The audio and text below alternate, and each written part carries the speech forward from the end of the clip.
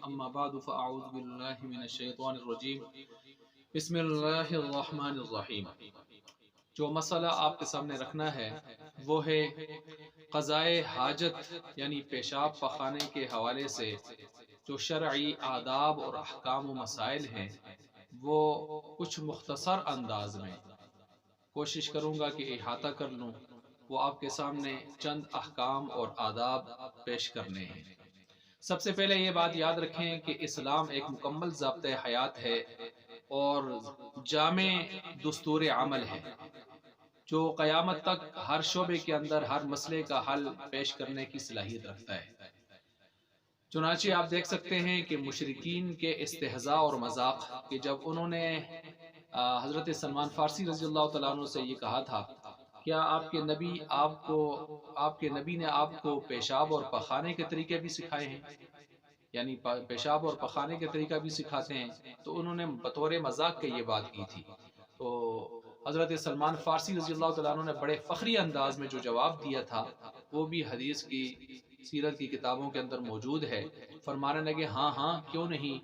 ہمیں انہوں نے پیشاب اور پخانے کا طریقہ بتایا اور ہمیں ہی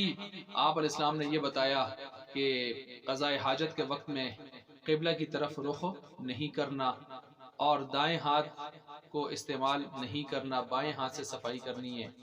اور 3 پتھروں سے کم استعمال نہ کرو اور کسی بھی چوپائے کے فضلہ سے، گندگی سے، گوبر لید وغیرہ سے استنجا نہیں کرنا، ہڈی سے استنجا نہیں کرنا۔ تو یہ حدیث ہمیں صحیح مسلم کے اندر حدیث نمبر 262 کتاب الطہارہ کے اندر موجود ہے۔ تو اس میں حضرت سلمان فارسی نے جو جواب دیا تھا اس کا مقصد یہ تھا کہ ہاں اس میں مذاق کی کیا بات ہے، ضد اور ہردرمی کی کیا بات ہے کہ اتنے پاکیزہ نبی کی اتنی پاکیزہ تعلیمات کو ہم نے اپنایا ہے تو آپ بھی اپنا لو تو پاکیزہ زندگی تمہیں نصیب ہو جائے گی۔ بہرحال آپ علیہ السلام نے ہمیں چھوٹے سے چھوٹا عمل ہو، بڑے سے بڑا عمل ہو، آپ علیہ السلام نے ہمیں ہر شعبے میں رہنمائی دی ہے۔ اب اس حوالے سے چند آداب اور احکام میں آپ کے سامنے رکھ رہا ہوں۔ جی سب سے پہلے یہ بات یاد رکھیں کہ قبلتین یعنی قضاء حاجت کرتے وقت چاہے انسان بند باتھ روم میں ہو، واش روم میں ہو یا باہر کھلی فضا میں ہو، بیت المقدس ہو یا بیت اللہ ہو، دونوں کی طرف اپنا رخ نہ کرے، شمالاً جنوباً۔ یہاں پاکستان کے حوالے سے یہاں جیسے ہمارا ہے سلسلہ ہے جغرافیہ ہے تو اس لحاظ سے ہمیں یعنی دونوں قبلوں کا احترام کرتے ہوئے ہر جگہ یعنی واش روم کے اندر بھی اور باہر کھلی فضا میں بھی منہ بھی نہیں کرنا، پشت بھی نہیں کرنی۔ اس کے ساتھ ساتھ استنجا وغیرہ جو ہے اس طرح کے جتنے رذیل کام ہیں، ناک صاف کرنا ہے، استنجا وغیرہ ہے، تو یہ کام بائیں ہاتھ سے کرنے ہیں۔ یہ جو روایت انہوں نے پیش کی، جو جواب دیا سلمان فارسی نے، میں اس میں سے کچھ نکات سب سے پہلے آپ کے سامنے رکھ رہا ہوں۔ تو رذیل کام دائیں ہاتھ سے نہیں بلکہ بائیں ہاتھ سے کرنے چاہیے۔ اسی طرح 3 پتھر عموماً یہاں 3 پتھروں کا ذکر اس لیے ہوا ہے کہ 3 پتھر استعمال کیے جائیں کیونکہ انسان عام طور پر صفائی جو کرتا ہے تو ایک پتھر اس کے لیے بسا اوقات بلکہ اکثر اوقات ناکافی ہوتا ہے، تو اس لیے 3 پتھروں کا کہہ دیا گیا تاکہ اچھی طرح صفائی ہو جائے۔ مقصود ہے اچھی طرح صفائی کرنا۔ ہو سکتا ہے کوئی ایک پتھر کے ساتھ بھی اچھی طرح صفائی کر لے اور یہ بھی ہو سکتا ہے کوئی 3 پتھروں کے ساتھ بھی اچھی طرح صفائی نہ کر سکے تو 4 بھی لے سکتا ہے، زیادہ بھی لے سکتا ہے۔ تو مطلب یہاں پر صفائی کا اہتمام کروانا تھا۔ جب یہ دلوں کے ساتھ صفائی کر چکا ہے تو اس کے بعد پانی کے ساتھ استنجا کرنا یہ بھی زیادہ بہتر بات ہوگی۔ اور اللہ تعالیٰ نے ایسے لوگوں کو پسند کیا ہے۔ قباء والوں کے بارے میں اللہ تعالیٰ نے رجال یحبون ان یتطہروا، اللہ نے ایسے مردوں کو پسند کیا ہے اور ان کی پسند کرنے کی جو اسباب ان میں سے یہ بھی تھا کہ یہ استنجا پانی دلوں سے اور پانی دونوں سے استنجا کر لیا کرتے تھے۔ اسی طرح جانوروں کی جو فضلات ہیں ان سے بچنا، گوبر لید وغیرہ ایسی چیزوں سے بچنا کہ یہ تو مزید انسان کو جو ہے وہ گندا کریں گے، اور یہاں تو استنجا کا مقصد کیا ہوتا ہے؟ پاکی حاصل کرنا، تو ان سے بچنا، اس کے ساتھ نہیں۔ اسی طرح جو ہے قضاء حاجت سے قبل جو دعائیں ہیں، مسنون دعائیں، ان دعاؤں کو پڑھنا۔ وہ دعائیں آپ علیہ السلام نے بتا دی ہیں۔ زید بن ارقم رضی اللہ عنہ وہ فرماتے ہیں کہ ان مقامات پر عموماً شیطانوں نے ڈیرے ڈالے ہوتے ہیں، تو وہ اب انسان کے ساتھ کھلاڑ کریں گے اور کھلواڑ کریں گے، اور جو ہے اس کو جو ہے ان کے شر سے محفوظ رہنے کے لیے کہ اللہ ان کی آنکھوں کو وہ اندھا کر دیں یا کہہ دیں گے اس کے حق میں اور وہ نہیں دیکھ پائیں گے اس کو، تو دعا بتا دی گئی اللہم انی اعوذ بک من الخبث والخبائث۔ ابھی سنن ابی داؤد کے اندر کتاب الطہارہ میں یہ روایت موجود ہے، یہ دعا موجود ہے، اور بعض جگہوں پر ہے بسم اللہ اللہم انی اعوذ بک، انی اعوذ بک من الخبث والخبائث، اس ترتیب سے بھی موجود ہے۔ تو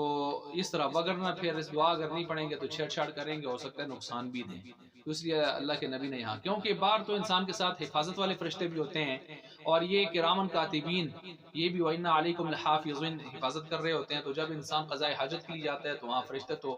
شرم والے ہیں، حیا والے ہیں، تو وہاں پر پھر اس کے لیے انتظام فرما دیا کہ یہ دعا پڑھے تاکہ اللہ تعالیٰ ان شیطانوں کو اس کے حق میں اندھا کر دے، اس کو نقصان نہ دے سکے۔ پھر اسی طرح جو ہے جب آدمی فراغت حاصل کر لیتا ہے تو اس کے بعد جب باہر نکلتا ہے تو امی عائشہ صدیقہ عنہا کی روایت ہے، سنن کبریٰ سنن نسائی کے اندر موجود ہے، حدیث نمبر 9825، اس میں ہے غفرانک، یہ پڑھے، غفرانک پڑھنے کے بعد پھر آگے پڑھے اس کے ساتھ ہی ملا کے الحمدللہ الذی اذھب عنی الاذی وعافانی، کہ تمام تعریف اس اللہ کے لیے جس نے مجھ سے اس گندگی کو دور کیا، اس تکلیف کو، اور مجھے عافیت بخشی، راحت بخشی، تو یہ دعا پڑھ لے۔ اب یہ دعائیں کب پڑھنی ہیں، کس ترتیب سے پڑھنی ہے، کہ جب آدمی باتھ روم میں جا رہا ہو تو اس وقت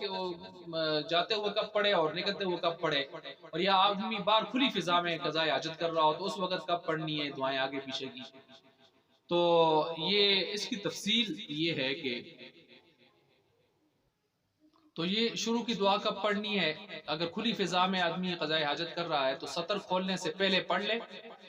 اور اللہم انی اعوذ بک من الخبث والخبائث، اور بعد کی دعا جو ہے جب یہ اٹھے اور اپنا سطر بند کر لے تو ڈانپ لے، اس وقت جو ہے یہ بعد کی دعائیں جو غفرانک وغیرہ دعائیں وہ پڑھ لے۔ اگر باتھ روم میں جا رہا ہے تو پھر اس وقت جو ہے باتھ روم میں داخل ہونے سے پہلے یہ دعا پڑھ لے گا اللہم انی اعوذ بک من الخبث والخبائث، اور جب باتھ روم سے فارغ ہو کر باہر نکلے گا تو پھر وہ پڑھے گا غفرانک وغیرہ۔ لیکن یاد رکھیں یہ اس باتھ روم کا مسئلہ ہے کہ میں نے دوسرے کلپ کے اندر بڑی وضاحت کے ساتھ اس کو بیان کیا ہے کہ جو پہلے کے لوگوں کے باتھ روم ہوا کرتے تھے، آج کل چونکہ اٹیچ باتھ روم ہوتے ہیں اس میں سارے سسٹم اندر موجود ہوتے ہیں، کمبورڈ بھی ہوتا ہے، اس میں واش بیسن بھی ہوتا ہے، اور اس میں جو ہے فارہ وغیرہ یہ جو